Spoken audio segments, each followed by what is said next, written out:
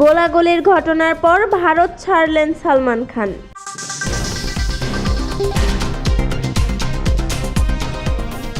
ভারতের মুম্বাইয়ের পশ্চিম বান্দ্রায় বলিউড সুপারস্টার সালমান খানের বাড়ির সামনে গুলি চালানোর ঘটনার 4 দিন পর দেশ ছাড়লেন অভিনেতা। শুক্রবার দুবাইয়ের পথে রওনা হয়েছেন ভাইজান। এদিন মুম্বাই বিমানবন্দরে কড়া নিরাপত্তার মধ্যে দেখা যায় সালমান খানকে। পাপারাজিদের ভিডিওতে অভিনেতা তার দেহরক্ষী ও নিরাপত্তা রক্ষীদের বিমানবন্দরের গেটের ভেতরে ঢুকতে দেখা যায়। দুবাইয়ের উদ্দেশ্যে রওনা হওয়ার সময় বিমানবন্দরে গাড়ি থেকে যখন নামে তখন তার পরনে ছিল কালো টি-শার্ট, সঙ্গে ম্যাচিং প্যান্ট ও সানগ্লাস।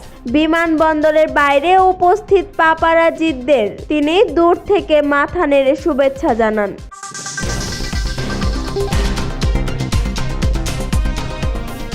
গত রোববার ভোরে সালমান খানের বাড়ির সামনে মোটরসাইকেল চালিয়ে এসে গুলি ছুড়ে পালিয়ে যায় 2 দুর্বৃত্ত।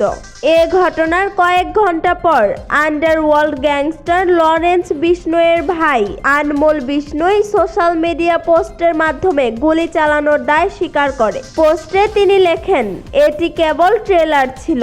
পরে সোমবার গভীর রাতে গুজরাটের ভুজ থেকে 2 সন্দেহভাজন বন্দুকবাজকে গ্রেফতার করা হয়।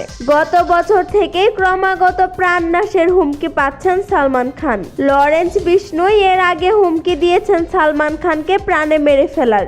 এ মুহূর্তে জেলবন্দি গ্যাংস্টার লরেন্স বিষ্ণোই।